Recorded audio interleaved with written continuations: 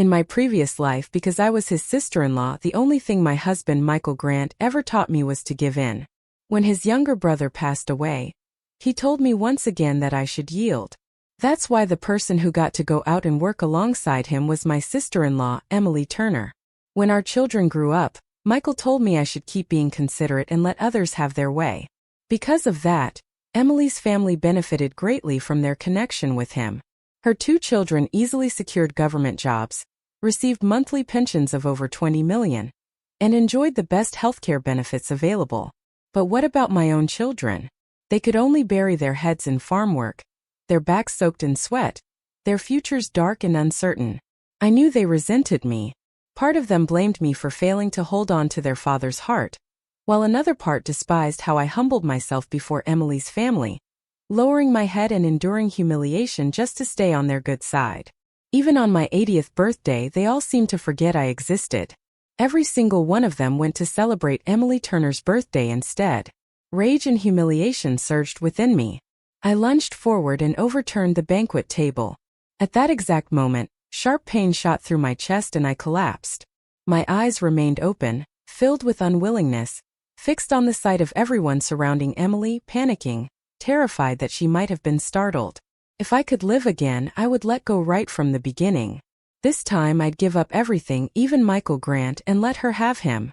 I had been standing outside the post office for 3 hours. The moment it opened, I rushed inside. "Hello, my name is Lillian Carter. There should be a registered letter for me. Number 2. My hands trembled uncontrollably at my sides. "Comrade Lillian Carter?" the clerk asked. My palms clenched tightly and I nodded nervously. "Yes, that's me. Here's your registered letter. Please sign to receive it." I carefully wrote my name in neat, steady letters, then hurried home. "Mom, I'm hungry." A little girl, small as a turnip, ran up to me and wrapped her arms around my leg. My expression darkened for a moment, but I still went into the kitchen and steamed 8 hot eggs for her. This month's meat ration stamps, Michael had already sent them all to the house next door to Emily Turner's family. He seemed to have completely forgotten that in this home, he still had a wife and daughter waiting to be fed. In his eyes, long ago, there was only Emily and her 2 children. I silently watched my daughter eat spoonful after spoonful of the steamed eggs at the table, then turned and went back into my room. The registered letter was from my old teacher. In my previous life, I had received the same letter, a personal invitation asking me to join the Frontier Support Team. The classmates who went with him all returned 3 years later to bright and promising futures. But only 10 days later, Michael would return home. 10 days after that, he told me that I was his sister-in-law and that I should understand and give way. He reminded me that years ago, his younger brother had worked himself to exhaustion to pay for Michael's education, eventually dying young from tuberculosis. That, he said, was a debt he owed to Emily's family. Michael told me I was kind and dependable, that he trusted me to take care of our home and our child alone. Emily, on the other hand, was fragile and weak, struggling to raise her children by herself. That was why he said he needed to take her with him to work far from home. At that time I was stunned and couldn't make sense of it. But after so many years of marriage, Michael Grant had slowly manipulated my mind until I became a fool who believed that my husband was the center of my world. So I clenched my teeth and endured every humiliation, raising our daughter on my own. Because of that, I gave up my chance to join the Frontier Support Team, the one opportunity that could have changed my life. In the beginning, Michael still sent food ration coupons and meat stamps home. But as time passed, the letters and the allowances gradually stopped coming. It wasn't until much later that I learned the truth. After Emily Turner went with Michael, he was worried she might be too polite to spend money freely. So he handed over all of his salary, his food coupons, and his neat ration stamps for her to manage. At first, Emily occasionally sent a small portion back to me. But before long, she stopped altogether, swallowing every penny without sending even a cent home. Years later, when I finally asked her about it, she just shrugged and said calmly, "Maybe it got lost in the mail." Michael Grant, upon hearing that, simply brushed it off as if it were nothing. By then he had poured all his effort into helping Emily's 2 children, making sure they got an education, stable jobs, and bright futures. My own son, however, couldn't even secure a basic civil service position. My daughter, frail and undernourished, had to drop out of school before graduation and marry early just to survive. My children lived lives of hardship and poverty, while Emily's 2 children thrived, living comfortably, retiring with generous monthly pensions worth tens of millions, and continuing to enjoy lives of luxury and prosperity. My children resented me, calling me useless. Yet, they still bowed and scraped to Emily's family, hoping to gain a little favor, clinging to a pitiful existence until the day I died. And when that day came, not a single one of them stood by my bedside to see me off. But now I am alive again. In my previous life, shortly after I received that registered letter, Michael Grant came back. The moment he arrived, he told me he wanted to take Emily Turner with him on a long-term work assignment. He said I needed to be understanding to know my place. And then he left me behind with 2 young children and elderly parents to care for, while he walked away so easily, taking another woman with him. That year, I turned down the invitation from my teacher. The opportunity that could have completely changed my life became the wound of my entire lifetime, a regret that haunted me until the day I died. I gently ran my fingers over the invitation letter in my hands, feeling a new resolve rise within me. Then, I quickly began packing my belongings. This time I wouldn't just go to join the frontier support team. I would also return all those ungrateful children to Michael Grant. He wanted to take Emily and her 2 children with him to work. He could keep dreaming. Once my packing was done, I carried my little daughter in my arms and stepped out of the house, heading straight for the place next door. The moment I entered the yard, the smell of meat hit me square in the face.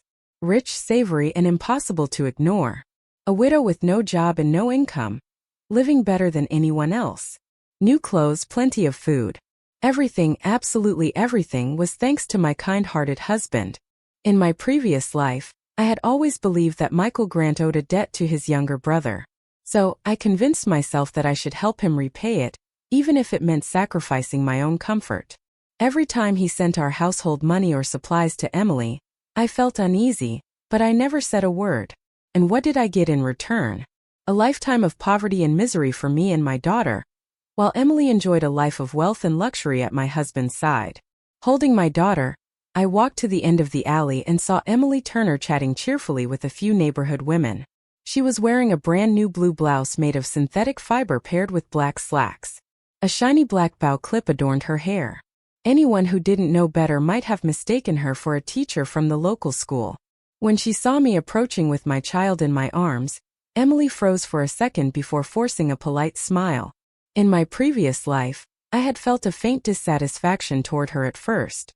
But eventually all that remained inside me was hatred. Hatred that clung like ivy, wrapping around Michael Grant and draining every bit of nourishment that rightfully belonged to me and my child. Perhaps Emily could sense my hostility because even though we lived right next door, we rarely spoke to each other. I looked her up and down coldly, saying nothing. The scene made the neighboring women exchange puzzled glances.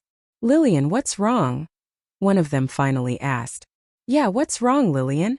Why are you looking at Emily like that?" another woman asked. I pressed my lips tightly together before slowly turning to face Emily Turner directly. "Michael Grant sent you the food and meat coupons again, didn't he?" The moment the words left my mouth, Emily's face changed instantly. "Lillian, please." The other women exchanged startled glances, their eyes darting between the 2 of us in confusion and disbelief. I kept my expression cold and my tone sharp. "My family hasn't had a single bite of meat in 2 months. And just now as I walked by, I could smell the rich aroma of braised pork coming from your house. Tell me, did Michael send you the coupons again?" Emily began to panic. "No, I didn't. You were going to say you borrowed it from someone, weren't you?" I cut her off with a bitter laugh. I fixed my gaze on her, my voice icy and steady. "But I know the truth. Someone saw the letters. Michael sent you not just 1 but 2 every month." The older women standing nearby exchanged uneasy looks, their faces shifting with surprise and discomfort. It was much later that I finally learned the full truth. Michael had actually continued to send money, food stamps, and meat coupons for me. But he worried that if he sent them directly to me, Emily Turner would feel too awkward to ask for help. So he decided to send everything to her, telling her to pass it along to me. But for 3 whole years she never gave me a single thing. From the very month her husband died, Michael had sent her money and ration coupons every single month without fail. And I, his legal wife, never saw a single penny. Emily never imagined that I would find out. She must have assumed that even if I did, I would swallow my pride and say nothing. Because to confront her would mean admitting that in Michael's eyes, I wasn't even her equal. Though I was his wife, she was the one he truly cherished. So when I showed up in person that day to confront her, it completely caught her off guard. I no longer cared what kind of twisted relationship they had. But everything that was rightfully mine, even a single dollar, I was going to take back. I refused to give her a chance to make excuses. My voice stayed cold and firm.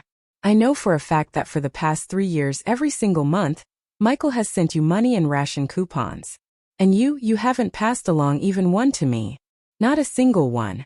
Emily opened her mouth, flustered, clearly trying to come up with an explanation. But I cut her off again. I don't care what filthy relationship you have with him, but what belongs to me, you don't get to keep even a cent of it. My tone turned as cold as ice. If you try anything, I'll go straight to the police station and report both of you for collusion and fraud. The color drained from her face, and she staggered back as if she might fall. Lillian, no please. It's not like that. I didn't.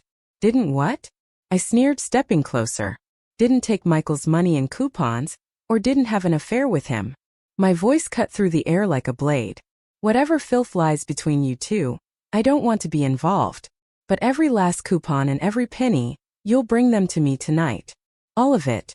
Without waiting for her response, I turned, lifted my daughter into my arms, and walked away. Behind me, I could hear Emily's panicked voice calling out, Lillian, wait please. When I got home, I moved quickly, steaming a few potatoes and preparing to make potato cakes for dinner. During the years when Michael Grant was away, I had struggled to raise my children on my own while working part-time at a traditional medicine shop, measuring herbs and wrapping prescriptions. Because I was literate and quick with my hands, the owner tolerated it when I occasionally had to take time off to care for my family. That job allowed me to save just enough to keep my children fed. Even though I had already decided to leave them in Michael's care this time, he hadn't yet returned. And until he did, I would continue providing for them myself. As a mother, I still had to fulfill my duty. Those days, my son was staying with his grandparents. So that night, I only cooked enough for myself and my daughter. I waited and waited until after 9 o'clock. But Emily Turner never came to deliver the money or the coupons. I thought to myself, she must have skin thick as a brick wall. Fine. Tomorrow I would go straight to the police station and report her. I wasn't going to hold back anymore.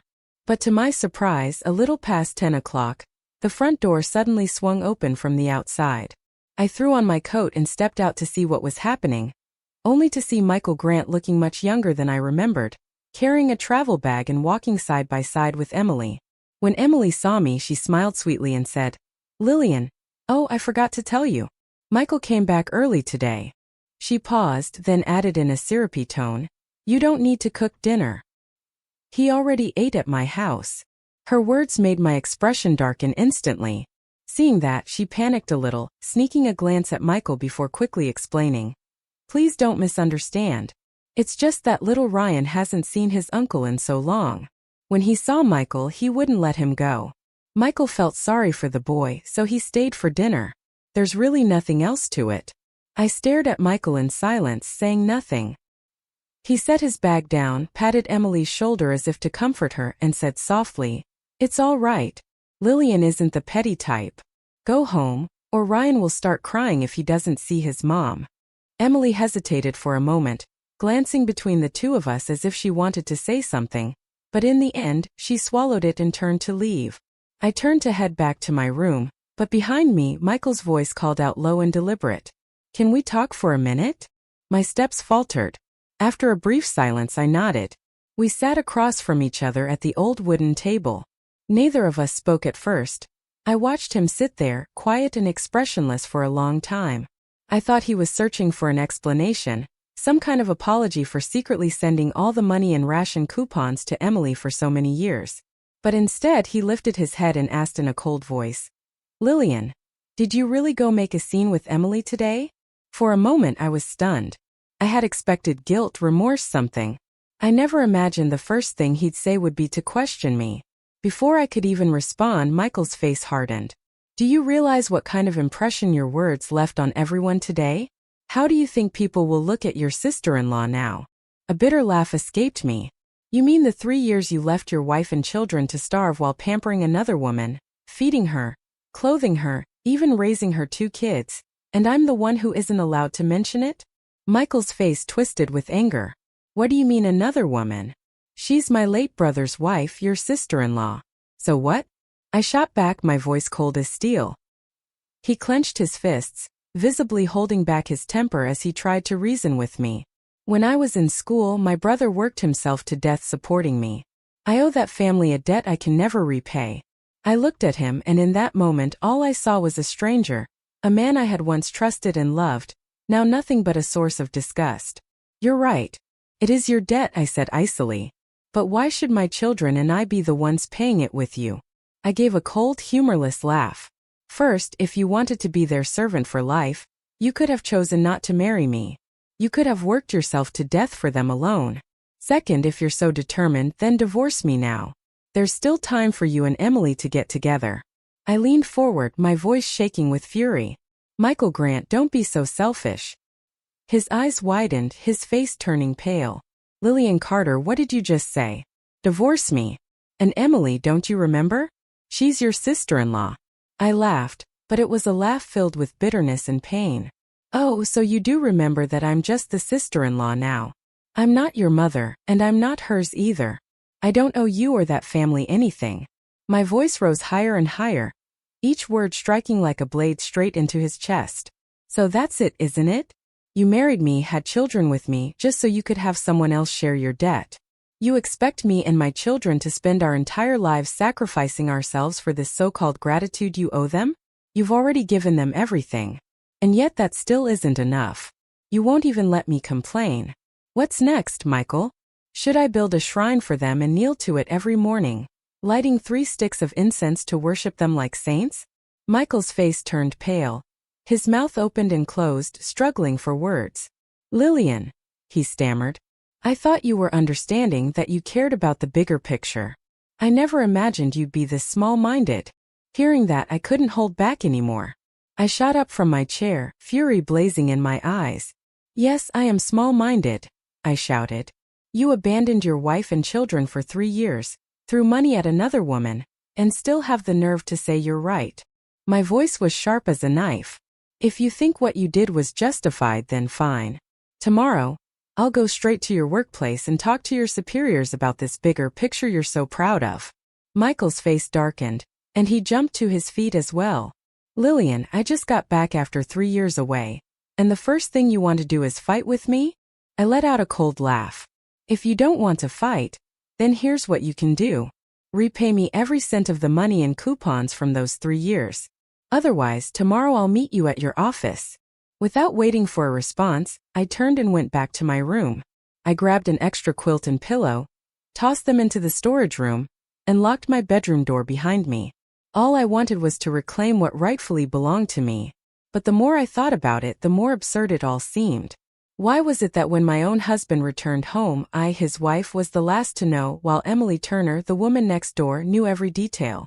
She even had dinner ready for him before I did. Why was it that although our houses were only a few steps apart, Michael could be home in the country for 5 or 6 hours without so much as glancing at his wife and daughter, yet spend the entire evening comfortably sitting in Emily's home? Those questions I no longer cared to ask. In my past life I had already endured that pain. I had cried every tear, suffered every wound. This time I refused to live that way again. Whatever Michael wanted, he could have it. I would live only for myself. The next morning, after packing everything neatly, I went to the pharmacy to resign from my job. The owner tried to persuade me to stay, but when I told him I was leaving town, he sighed and nodded in understanding. Just as I was about to go, he handed me a small red envelope. Lillian, he said softly, where are you going? The mountains are high and the water's deep. Take care of yourself, you hear? I had worked in that pharmacy for 3 years. The owner was a stern, quiet man. He had never shown warmth like that before. His words nearly brought me to tears. Mountains and deep waters, huh?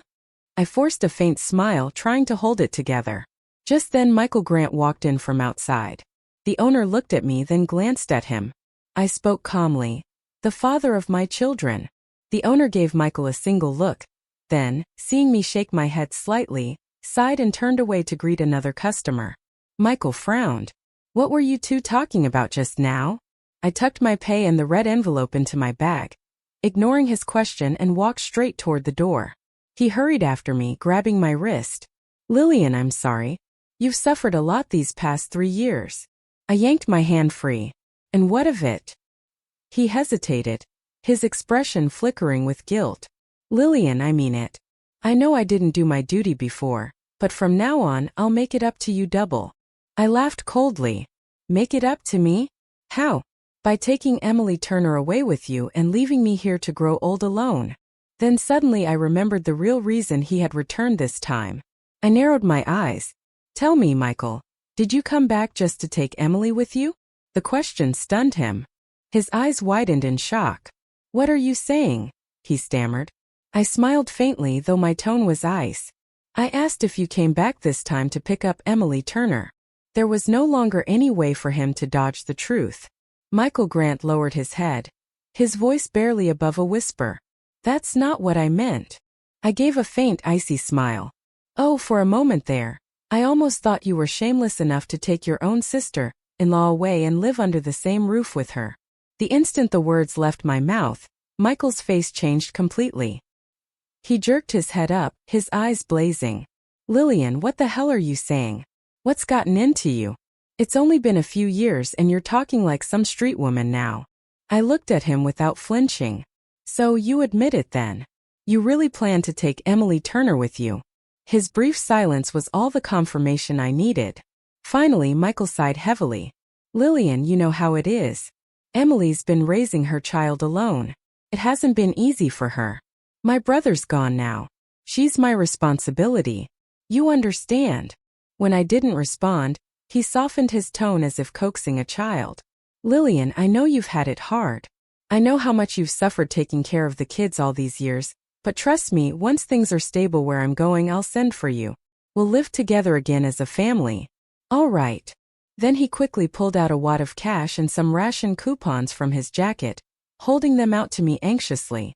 "Lillian, I know you resent me, but please try to understand. If I sent the money directly to you with Emily's pride, she never would have accepted any help from me.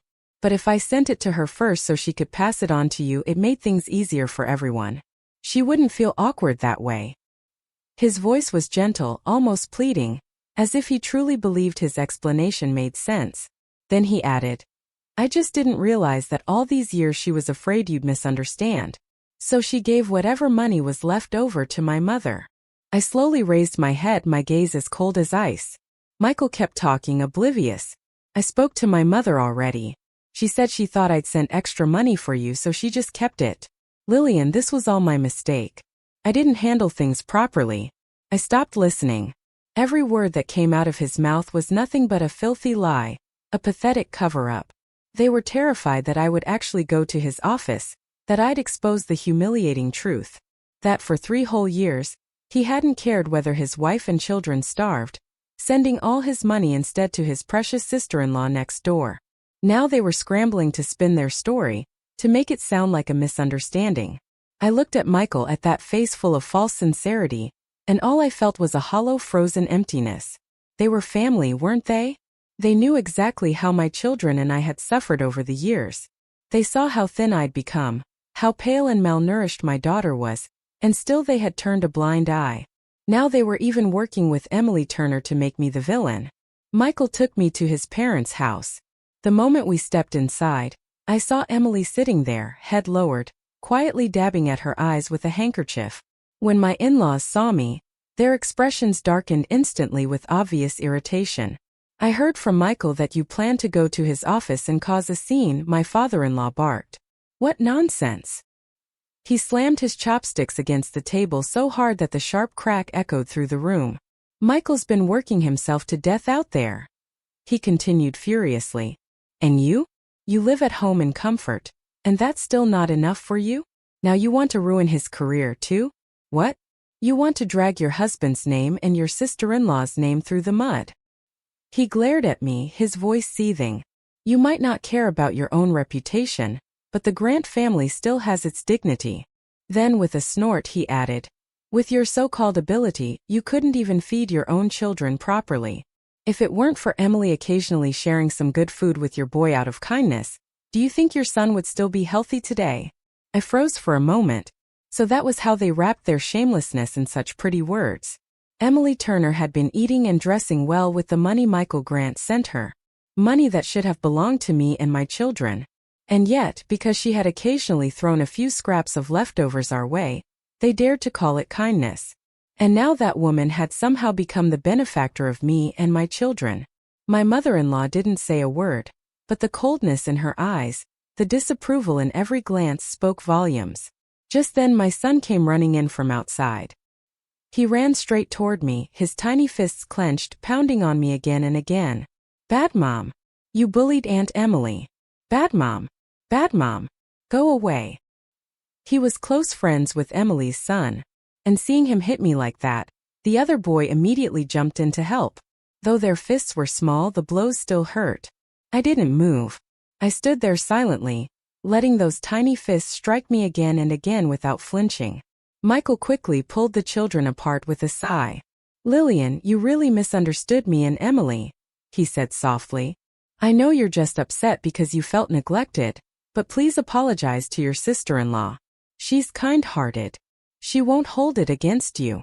Emily wiped at her tears, her voice trembling as she spoke. Lillian, I'm sorry. I know you've misunderstood me. I shouldn't have accepted Michael's help. He only wanted to lend a hand because he felt sorry for me and my child. That's all. She lowered her head, sobbing. Please don't be mad at me anymore, Lillian. I'll take my son and go stay at my mother's house. You won't have to see me again. No, my son screamed. I don't want Aunt Emily to go. You're bad, Mom. Go away. I looked around the room. Every face I saw was filled with disdain. Some accusing, some disgusted. And then suddenly I started to laugh. A low, hollow laugh that echoed through the cramped little house. Cold enough to make the air freeze. It was in this very place in my past life that Michael Grant had left me behind, walking away with Emily Turner and her 2 children. He left me to raise mine alone, to care for his aging parents, to carry everything by myself. And in the end, what did I get in return? My children's resentment. A lonely life as a widow for more than 15 years. A bitter death on my 80th birthday with no one at my side. I looked around the room again and nodded slowly, my voice calm. For 3 years every month Michael sent Emily 2 letters, each with money and food coupons inside, while I lived like a widow, clutching my child and scraping by each day. And now you all act as if you don't know why he came back this time.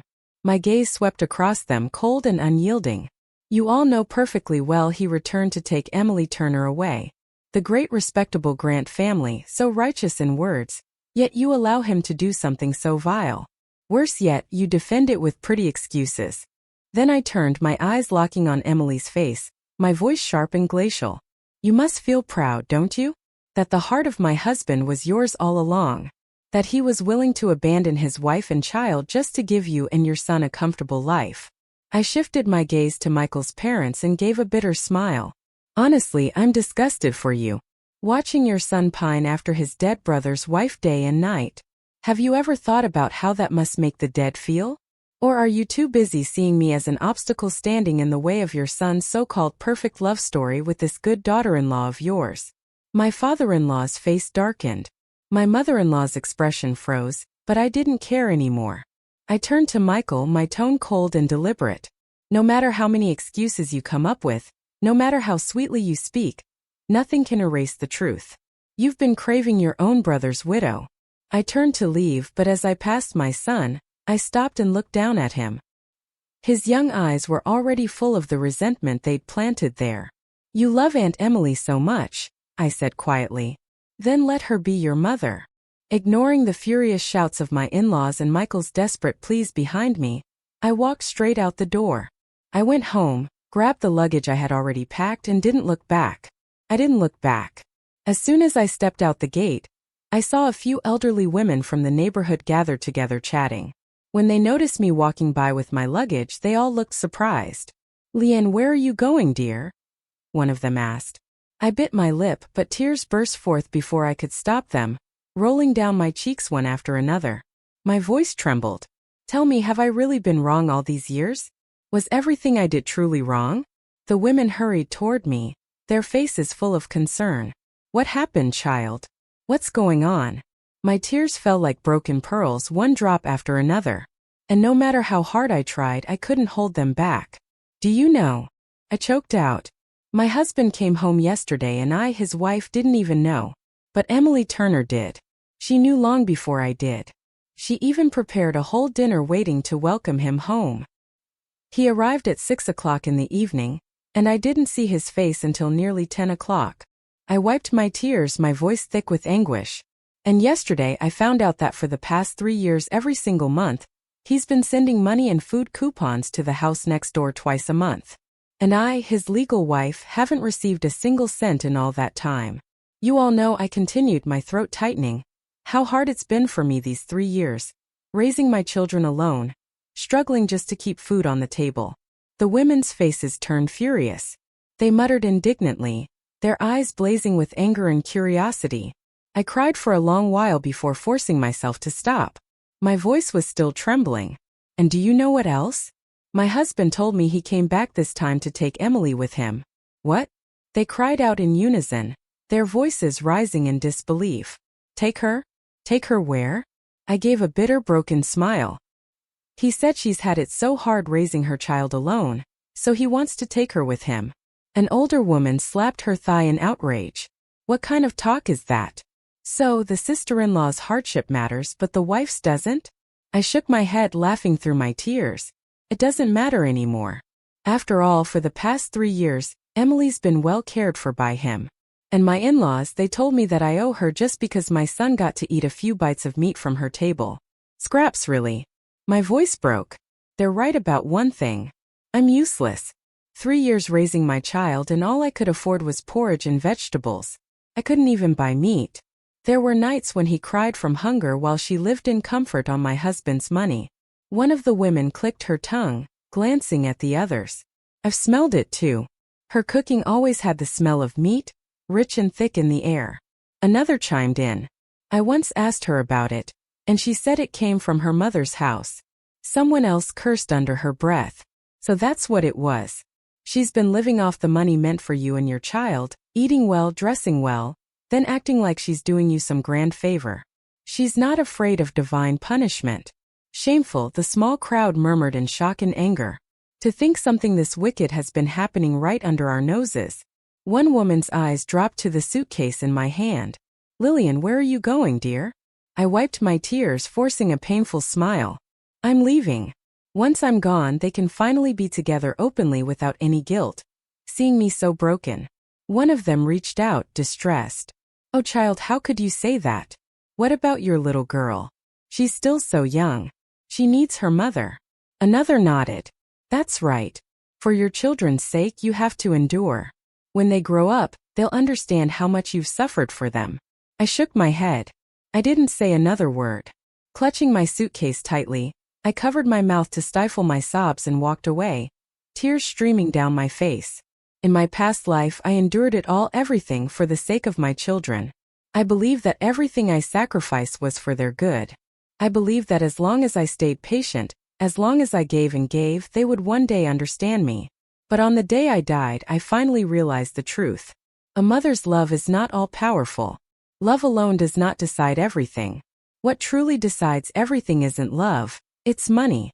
In the 5 years that followed, I worked diligently, never daring to let myself slack off for even a single day. 3 years earlier, all the classmates who had once gone with our teacher had already left. Even that teacher himself had moved on in the 4th year. But I stayed behind, continuing to push forward, refusing to stop. Eventually, I was selected to join a national key research project, a classified government program. I stayed with that project for 15 years. And when the rocket my team had developed finally roared into the sky, I stood among the crowd, watching the flames tear through the clouds, feeling a surge of pride I had never known before. In that moment, all the exhaustion, the loneliness, and the countless silent breakdowns became worthwhile. When the project was completed, our team was granted a week of leave. I returned to the old alley where I had once walked away with my luggage so many years ago. As soon as I stepped into the familiar street, a few elderly women chatting nearby recognized me instantly. "Oh my, isn't that Lillian Carter?" I smiled and gave a small nod. Within moments they had surrounded me, their voices bubbling with curiosity. "Lillian, where have you been all these years? Everyone in the neighborhood only ever heard that you sent money home every month, but we never got a letter from you. You must be doing well now, huh?" That day, I wore a stylish floral blouse paired with a pleated skirt and heels. To those simple neighbors, I must have looked like a woman straight out of a fashion magazine. I had dressed carefully before coming back, wanting to leave a good impression on my children when they saw me again. Before I could even respond, I noticed someone standing a short distance away, staring at me in stunned silence. I looked up and met his gaze. Michael Grant. Before I had left, I had sent an official report to his superiors exposing his misconduct. Though he hadn't been completely ruined, he had been transferred out of his prestigious post and reassigned to a local position. From then on, he no longer had an excuse to take pity on his sister-in-law and bring her along to work away from home. Mommy. Before I could take another step, my children, one older, one younger, came running through the gate and threw their arms around me. Their eyes were bright and full of emotion, yet not a trace of awkwardness or distance. Even after 15 long years apart, the bond between us had not faded. I smiled softly, hugging them close as tears nearly spilled down my cheeks. Every month I had sent money back home, more than enough to cover their needs. In my letters, I had asked the neighbors to set aside half of it to buy meat and good food to nourish my children. The families in the neighborhood weren't wealthy, but with my financial help, they could afford to buy better food, and in return they earned a reputation for being kind and generous. Naturally, everyone was willing to help. I had also brought small gifts for my children. After spending a little time catching up, the house grew quiet again, leaving only Michael Grant and me sitting across from each other in the living room. I had heard that all these years he had not lived with Emily Turner. After I left, rumors about the two of them had spread everywhere. Eventually, Emily's family had taken her back home, and not long after, she remarried a widower. But her new life wasn't much better. The man resented that she had brought her 2 children with her, and that she could no longer bear any more. He often beat her, and once he even broke her leg. People said she still walked with a limp to this day. Meanwhile, Michael had stayed behind, working in the same small town, waiting for me. He had cared for his aging parents until both of them passed away last year. The neighbors told me he had suffered a lot, that life hadn't been easy for him. Some advised him to remarry, believing that after so many years away, I must have found someone new. But he refused every time, insisting that he would wait for me to return. But this time I hadn't come back to reunite. I had come back to divorce him. When Michael saw me, his joy was boundless. He rushed off to the market, returning with arms full of food, saying he wanted to prepare a warm family dinner to celebrate our reunion. I sat quietly on the sofa, watching him bustle around in the kitchen. And deep inside, all I felt was a bone-deep weariness, the kind that no amount of time could ever wash away. Every time I tried to speak, Michael Grant would find an excuse to avoid me. All I could do was sigh quietly and let it go. That evening we had a family dinner together. A warm, crowded meal full of laughter from our children. After cleaning up, Michael looked at me with gentle eyes full of hope. "I've prepared a room for you," he said softly. "Go take a bath and get some rest." He was about to stand up to collect the chopsticks when I stopped him. "Michael," I said firmly, "let's talk." He froze for a moment, then reluctantly sat back down. I lifted my head, looked straight into his eyes and said calmly but firmly, "Let's get divorced." In truth, those were the words I should have said 15 years ago. But back then, how could I have found the strength to let him go so easily, even if he had agreed? Divorcing him then would have meant handing him over to Emily Turner without a fight. And I wouldn't have allowed that. I had thought it would take a long, painful argument to convince him to sign the divorce papers. But to my surprise, after a moment of silence, he simply nodded and agreed. Of course, he had one request. He wanted me to stay one more night in the house. At first, I planned to rent a room elsewhere, but after some thought I decided to stay. Just one night, I told myself, one last night near my children.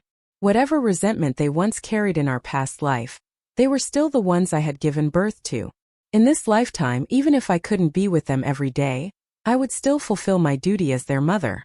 The next morning, Michael and I went together to the local office to complete the divorce paperwork. The process was quick, clean, and final. When it was done, I picked up my suitcase ready to leave. "Lillian," he called softly behind me. I turned around. There was a faint shimmer in his eyes. His voice cracked as he said, "I'm sorry." Those words, he hadn't said them until the end of my previous life. But now hearing them so soon, even if late, I still accepted them. After that day, I threw myself entirely into my work. 8 years later, I received a message from my son. He told me he was getting married and asked if I could attend the wedding. My project had just finished a major phase, so I agreed. Throughout the years, I had continued to send money home every month. When my children came of age, I bought each of them a home, a gift to bless the beginning of their new lives.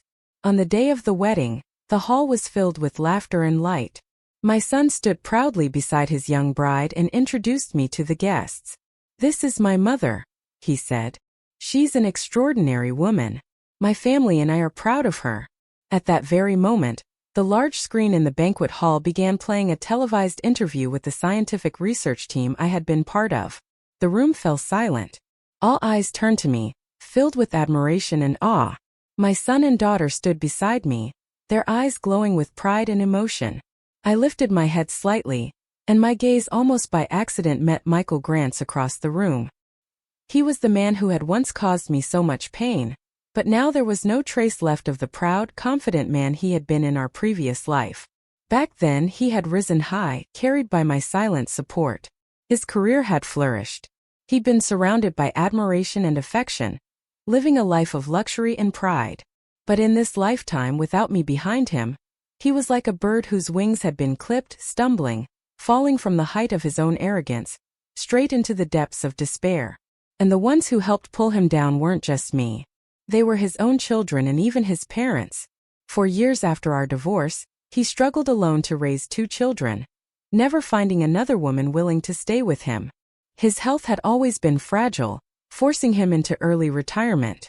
By the time he left his job, he hadn't even reached the modest rank of department head. Meanwhile, my children, thanks to their own effort and the foundation I had built for them, had all graduated from prestigious universities. Their careers flourished, and their marriages were happy and stable. Though I hadn't spent much time by my children's side, in their hearts I was always the good one, the loving, steadfast mother. They blamed their father. They said, if Michael Grant hadn't betrayed me back then, their lives might have been different, and I wouldn't have had to live and die alone. Michael once tried to defend himself, insisting that he had never actually cheated. But everyone in the neighborhood knew what had happened during those years. The whispers, the stories, they had all reached my children's ears long ago. The truth of his betrayal had already taken deep root in their hearts. After both of my children married, I chose to live on my own. Even after retiring, I didn't move in with them. I wanted to enjoy my independence, the freedom I had fought so hard an entire lifetime to earn. They often asked me to come live with them, saying they wanted to take care of their mother, but I always refused. I knew their intentions were good, yes, but perhaps not entirely pure. Partly it was love, but partly it was because I still had money. When they went to school, I paid for everything. When they got married, I bought each of them a home. I spared no expense on their weddings either. But that was enough. That was where my duty as a mother ended. After that, I stopped giving them anything more. I told myself I had already done all that I could, fulfilled every responsibility that motherhood required of me. The wounds of my past life had long been laid down, but they had never truly been forgotten. We each lived our own separate, peaceful lives. That I believed was the best possible ending. As for me, my old age turned out to be far more comfortable than I had ever imagined. After dedicating my life to the National Research Institute, they arranged a place for me in a private retirement community, modern, quiet, and beautifully run. There were attentive caretakers, excellent facilities, even organized trips around the country. If I wanted to travel to see the mountains and rivers of my homeland, it was no longer a dream, but a simple choice. I had enough money and enough strength to live freely. The only thing that troubled me just a little was how often my son and daughter came to visit. Ever since I moved into the retirement home, they've been taking turns every few weeks, bringing their families and their little ones. The halls would fill with the cheerful voices of my grandchildren calling out, "Grandma, Grandma." Their laughter echoed through the building, bringing warmth and noise to a place usually filled with quiet. Though some distance still lingered between me and my children, I felt no bitterness toward my grandchildren. When they came, I welcomed them with joy. When they didn't, I never called or complained. That weekend, both my son and daughter arrived together, their families in tow, carrying a large 2-tiered birthday cake. The room came alive with singing and applause. I smiled as the children clapped their tiny hands and sang off-key, filling the air with laughter. In the middle of it all, I noticed my son's phone light up. He stepped aside to answer it, and I caught the change in his expression, the way the color drained from his face. "What's wrong?" I asked gently. He quickly ended the call and forced a smile. "Nothing, Mom. Don't worry. Make your wish." Okay. It wasn't until later that I learned the truth. That call had been from the hospital. Michael Grant had suffered a brain hemorrhage and had been rushed into emergency care. But my son hadn't wanted to ruin my birthday.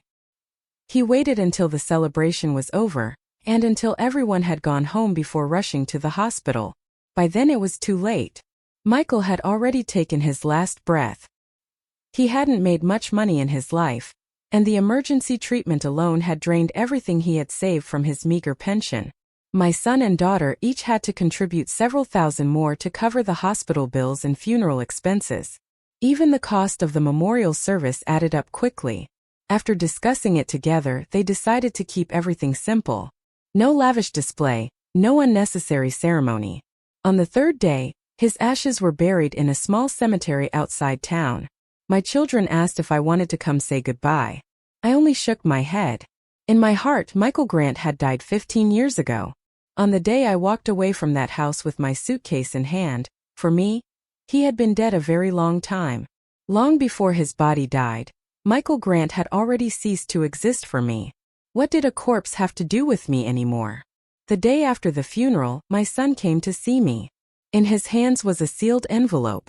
"Mom," he said softly, "Dad asked us to give this to you." After he left, I sat quietly for a long time, holding the letter in my hands. I didn't open it. My fingers tightened around it, then slowly relaxed. Finally, I laughed a faint, tired laugh. When I stood up, I tossed the letter straight into the trash can without hesitation. Life is short, 100 years at best, and filled with far more hardships than peace. What we gain is always little. What we lose piles up endlessly. There's more sorrow than joy, more regret than contentment. But how we live, what we choose, what we hold on to or let go, those things are ours alone to decide.